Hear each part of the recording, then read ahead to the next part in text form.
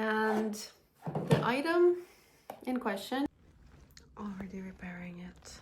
Everyone has to be aware of those potential issues. Good morning, guys. Welcome to another video. I have a very special unboxing for you today. Another Cartier, and this one actually is very interesting because I will share some, I guess, tips on how to save quite a bit on purchasing Cartier abroad.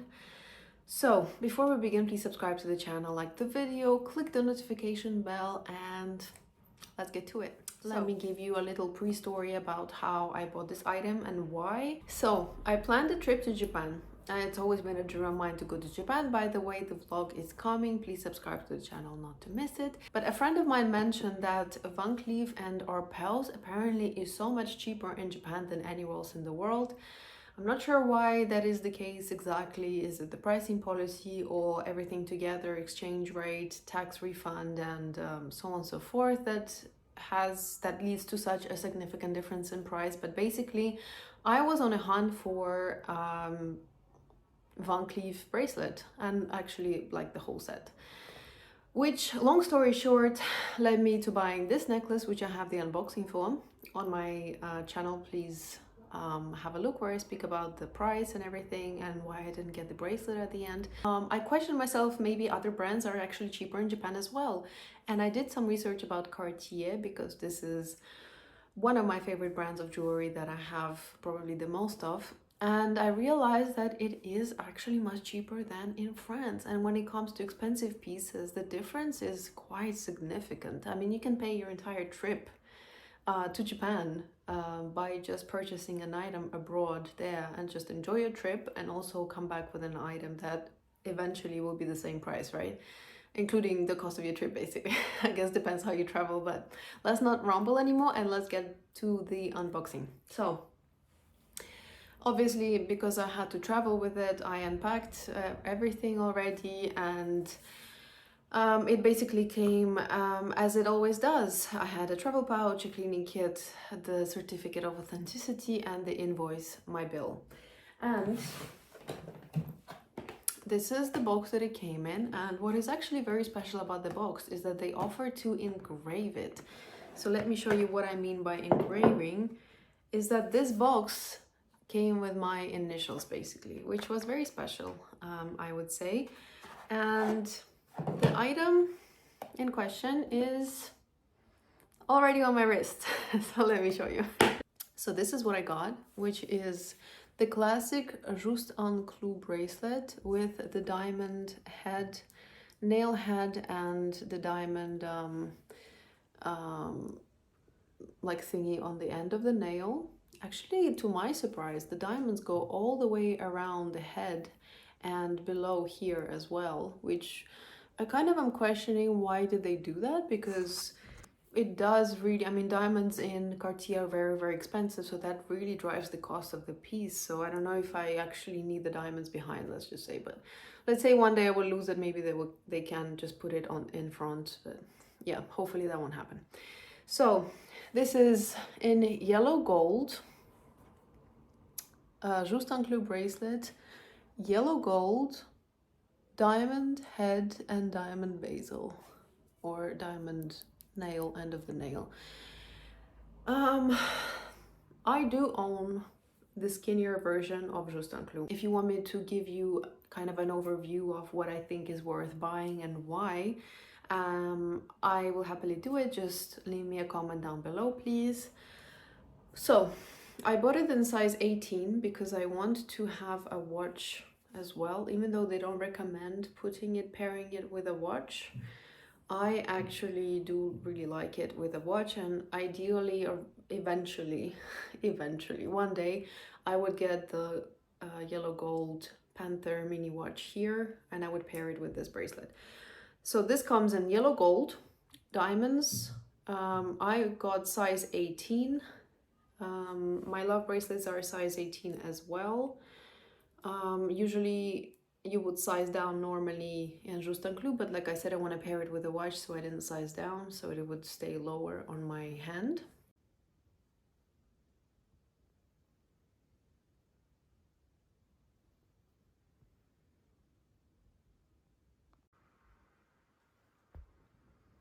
I actually don't like the fact that it's falling like this.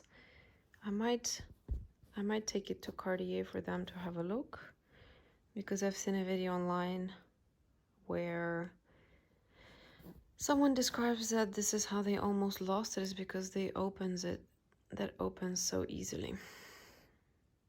But yeah, this is how it's supposed to go. But this is the closure, as you can see.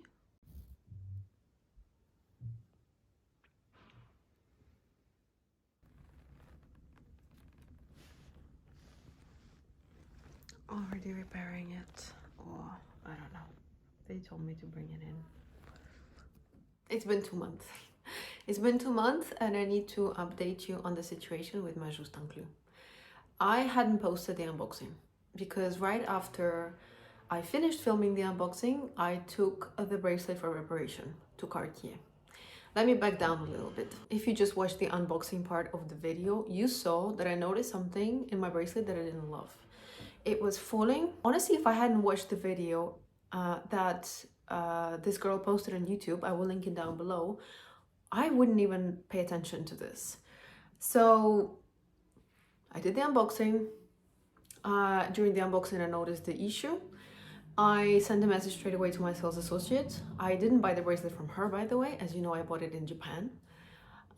She instantly confirmed, and she was like, this is not okay. This is not supposed to be happening. Take the bracelet as soon as possible to Cartier. It had been about a month, a bit less than a month since I had bought it. But to be honest, I hadn't really used it. I mean, I was traveling, I arrived, I unpacked it, I put it on my wrist, I wore it for like a couple of days, and then I filmed the unboxing for you guys. And so I hadn't had the chance to, you know, check it out properly. Anyway, I rushed to Cartier the same day because I was supposed to leave shortly after. So I was like, okay, I have to get it done. They told me to come as soon as possible. I come in and my sales associate is not there. I see someone else. There is a reparation floor. There's like a, I think it's a second floor in their original boutique, completely dedicated to repairing items. I saw someone. This someone was very kind and nice, but at the same time, the way that they spoke to me was like, they kept saying, oh, this is just for you to feel secure, because like, oh, you know, you just don't want your bracelet to like fall off, but this is completely normal. I was like, we know it's not normal. I know it's not normal. You know it's not normal. It was confirmed it's not normal. So technically it's a defect, right? And I don't know about you, but if I buy something so expensive, I want the item to be perfect. So honestly, I was expected to just have a replacement. And to me, it was a bit shocking what they responded next. I was told that if you buy an item and you get a detax, then the item is just non-exchangeable and non-replaceable, period. And originally, I thought that that was the case in the country where you buy it from, right? Let's say I got it in Japan, I got a detax. They did warn me that I cannot exchange or replace it, but I thought it was just there. So I hadn't even thought about it. I hadn't even thought that this worldwide warranty doesn't really apply in terms of replacing the faulty goods if you get it in another country and you get a tax back. But that's something to keep in mind, because you know, every piece is different, and there are pieces in Cartier that cost a mini fortune. I mean, if I bought a watch that doesn't work and is defectuous and cannot be repaired, that would be pretty daunting, wouldn't it? Despite my best efforts to kindly demand for a replacement, it was denied, period. They were like, we cannot, there's no such thing. Even if you buy a defectuous item, it's on you because you bought it not from us. You bought it not from our country. A bit of a shocker, but something definitely to know for future references. It was taken in for reparation, however. Complimentary reparation. Please let me know in the comments down below if you had an experience like this. If you had to send something in reparation, was it complimentary? How did it go with the whole logistics? Anyway, they took it in. And about 2 months later, I was shopping in Cartier and I just casually asked, how's my bracelet doing? That is in reparation. And then they just brought it for me. They were like, oh, it's ready. I'm like, okay. So I got my baby back. Now, I want to share a bit of information for you, how this whole issue happened to me and why. Before I bought this bracelet, I had been going to the Cartier boutique in Tokyo like 3-4 times. It wasn't a spontaneous decision. And honestly, I understand now that partially it's my mistake. That one, I bought a defective item, and two, the whole situation happened to me. Yeah, I went to the Ginza Cartier boutique. I tried on a couple of pieces. I already knew kind of in the back of my head what I wanted to get. Then I was like, okay, I will think about it. Thank you. I got the prices. I left. Next time I come in and I speak to the same sales associate, who was very kind, by the way, and I say, okay, I want to buy this piece. And they told me they don't have it in stock. They don't have it in my size. In yellow gold. They had it in pink gold. So I placed an order. I didn't have to make a prepayment or anything. They just said that they will get this item from another boutique for me. Okay, I come in the third time when I receive a confirmation that my item had been received, right? Came in the third time. They show me the item, the whole thing. They open it. I have it in my hands, closed. Then they open it for me. They put it on my wrist. I try, like, okay, it's not opening, everything is good. They take it off of my wrist and they're like, okay, you can purchase the item. And even then, I still didn't get the item. I was like, you know what, I'll be traveling for the next week. I don't feel comfortable traveling with this massive Cartier box. Can I buy it the day before I leave? They were like, okay, no problem, we'll keep it for you. Come back the day before you're supposed to go. You're supposed to leave. And so I come in the fourth time. I examine the item again, like they put it on my wrist, they take it off of my wrist, and right before the purchase, they tell me, okay, so you're getting a detax, so that means that your item is non-refundable and not exchangeable. So no returns and exchanges. And I would just assume that this was in Tokyo, which makes perfect sense, because when you do a detax, technically you're exporting an item for use in another country. So I was like, okay, they gave it to me in my hands. It was closed. I was like, okay, I can see a little scratch here, but that's fine. That doesn't bother me. I'm happy to buy it. Okay, so what did I do wrong? Now I understand that there are a couple of things you need to do when you buy things abroad, or when you buy anywhere actually, that you have to do those 3 things. 1, you have to check it yourself, not just on your hand, not when they let you put it on, have a look, whatever, how it looks like. No, take it in your hands, open, close. I was just too, I guess you could say, shy to do it, because I feel bad, touching expensive jewelry that I'm not gonna get. So I generally don't touch jewelry. I let them put it on, I kind of have a look, and then I will buy it. No, this is a huge mistake. Now I understand.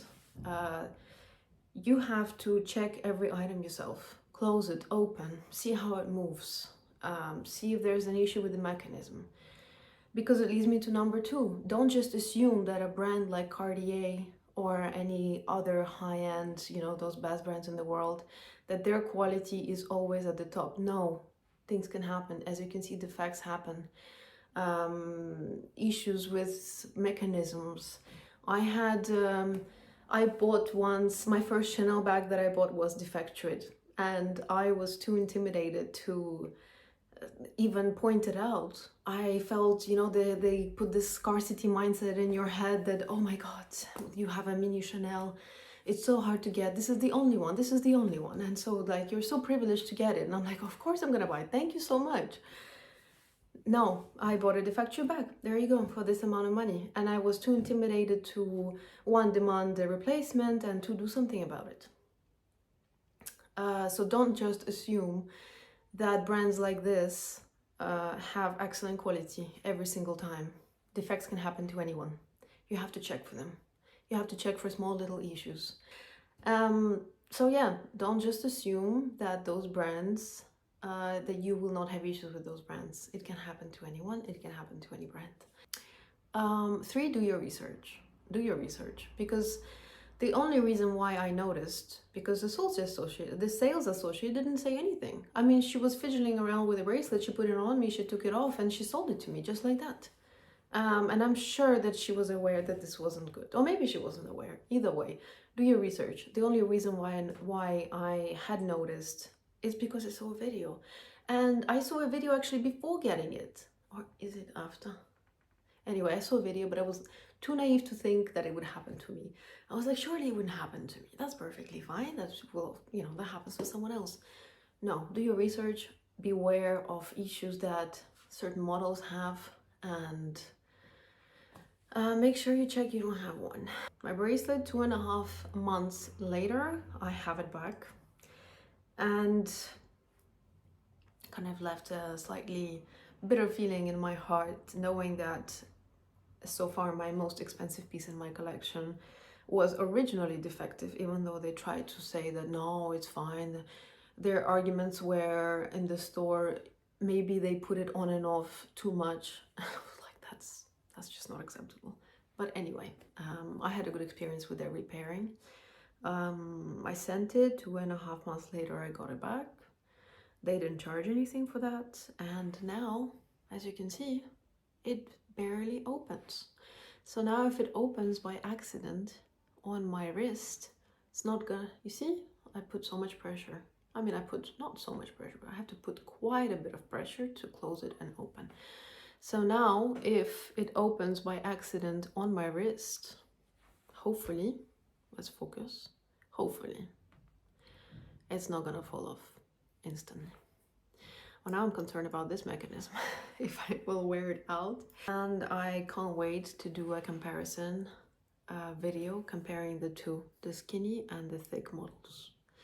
Because if I had another chance of making my first purchase, it would be different.